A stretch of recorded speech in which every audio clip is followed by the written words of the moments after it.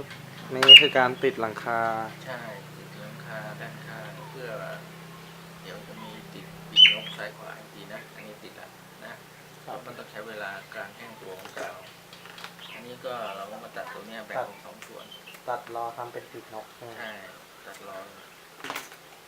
อันนี้เราต้องคาดด้วยต้องคาดระยะด้วยใช่ไหมเมื่อเราตัดพอประมาณก่อนแล้วเราถึงจะมาทาบเข้ากับงานอันนี้คือติดมาอย่างทั้งหน้าเลยไม่ถึงมันจะอยู่ประมาณครึ่งประมาณนี้นะแล้วเราก็มาก็ไว้แค่นี้พอมาเสร็จแล้วเราก็มาเสร็จแล้วก็ขีดตัดส่วนที่เกินทิ้งไป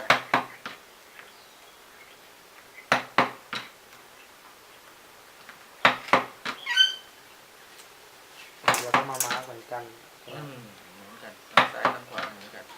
ก็มาเทียบกันได้ไหมไม่ได้หรือไม่ได้ความเอียงไม่ได้แล้วมาปรับ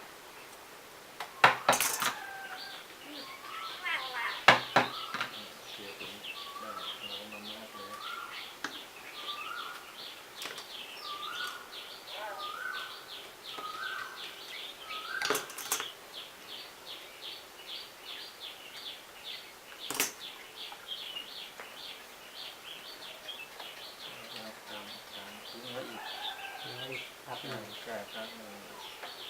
เดี๋ยวช่วงกาวแห้งเดี๋ยวทากาวรอแห้งเดี๋ยวลุงจะติดไอ้ราวระเบียงเลยมันจะได้ไม่ต้องเสียเวลาหนูรอกาวแห้งใช่รอกาวแห้งขั้นตอนคือต้องรอกาวก่อนใช่รอกาวตัวนี้จริงถ้าเราทำมันจะประกอบเป็นเซตมันจะไม่คือจะเป็นเซตที่เยอะๆเลยแล้วก็มารวมมันต้องรอเวลาการแห้งตัวมันประกอบปุ๊บไม่ใช่มาทำทีละอันอย่างนี้ไม่การหรอกมันช้าไงการแห้งตัวของกาวแล้วก็ขึ้นเป็นบ้านเป็นแถวไปเลยใช่ไหมแล้วก็ปีกไงสมมติว่าปีกนกก็ขึ้นเป็นแถวไปเลยแล้วก็ทาไล่ไปทีนี้ก็ไล่ใช่มันจะไวขึ้นเราไม่ต้องเสียเวลาไงไอ้1 วันนี้ทำได้ประมาณกี่หลังนะครับก็หลายหลังแล้วแต่ว่าหลังรายละเอียดมากน้อยขนาดไหนถ้าเป็นเรือนกลุ่มเรือนข้าวบดีในรายละเอียดเยอะก็วันละประมาณชุดหนึ่งถ้าเป็นหลังเดี่ยวๆนี่ก็เยอะถ้าเป็นหลังอย่างนี้คือทำได้วันนึงก็เป็น10 กว่าใช่ไหมครับประมาณ10จะไม่กว่าเท่าไหร่แล้วประมาณว่ามันงานมันหมดเพราะพี่ก็ต้องทำรายละเอียดเกี่ยวกับหลังคามาให้ลุงก็ประกอบขึ้นอันนี้มันไม่ได้เยอะมาก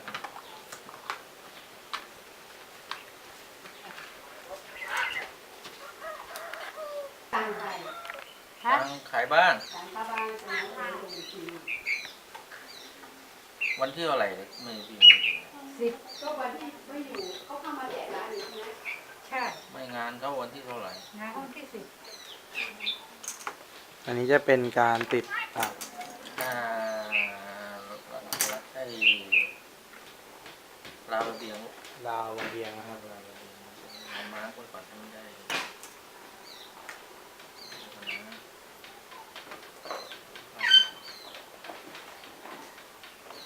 มาเป็น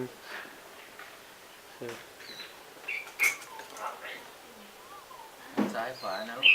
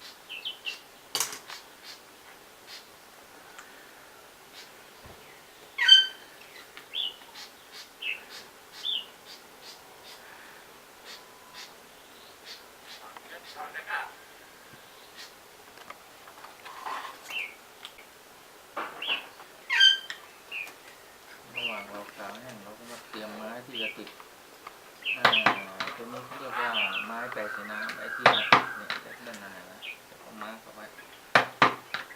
ความยาวตัดไว้หน่อย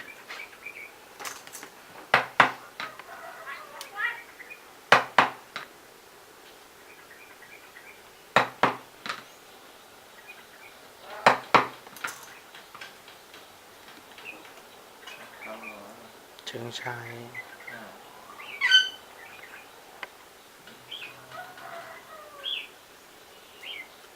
อันนี้เราติดทั้ง4 มุมเลยใช่ไหมครับใช่ทุกด้านเลยหมดเลยเนี่ยทั้งหน้าทั้งหลังต้องติดหมดเลย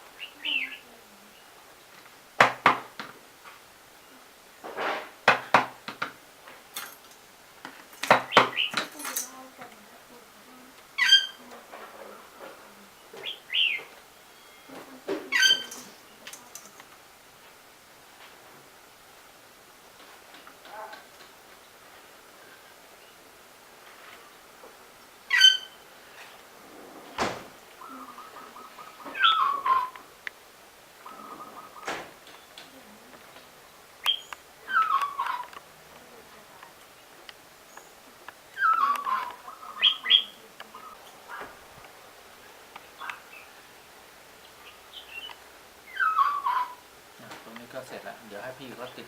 ไม้เท้าแขนกับอันนี้จะเป็นวิธีการติด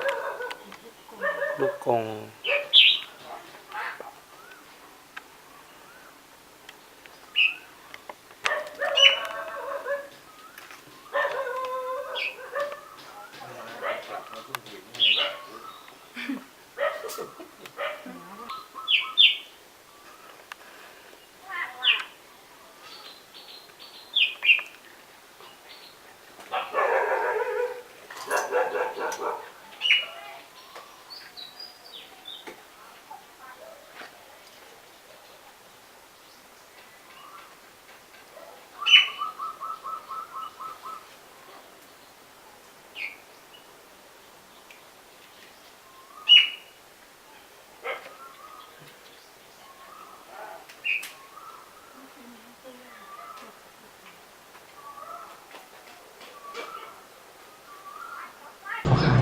แมวนะ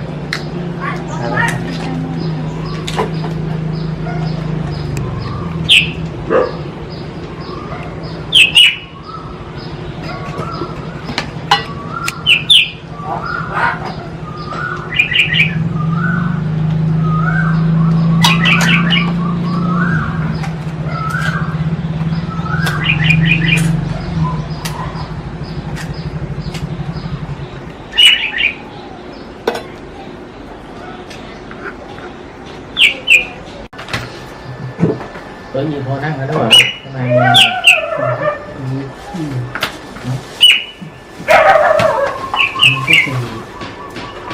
ไอ้ไว้ดัดเลยนั่งน้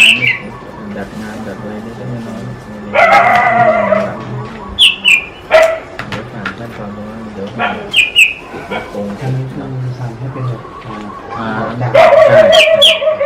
แต่ตัวนี้สีข้าวไม่มีนะอันนี้เป็นเวลาสีจะเป็นฝอยๆใช่เวลาอ๋อคนใต้ป่ะหนูคนใต้ป่ะนี่ไหนตัวอ่ะอ๋อเขาก่อนให้ปลูกลงที่มีไม่เสร็จอ๋อก็ลงนะมันต้องงงกระหล่ำใช่ไหมหรือไงเขามีวิธีการนี่พวกนี้เลยว่าคือพวกกันอยู่ทางไอ้บางประกงเขามาให้ส่งมาอ๋อก็มีรถเขาไม่ได้ทำไงอ๋อไล่สิ่งไม่ดีอะไรพวกนี้ตกไปใช่ไหมดูก็ไม่รู้มองแผนเขาเป็นของดีชอบดีวันนี้เราจะเอาเป็นยังไงเสียหายไป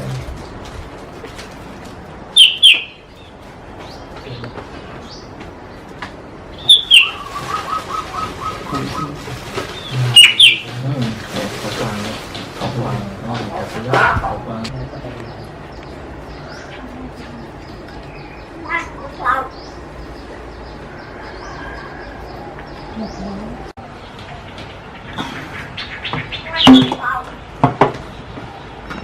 อันนี้ก็จะติดนอกชานนอกชานเข้าประตูบ้านแล้ว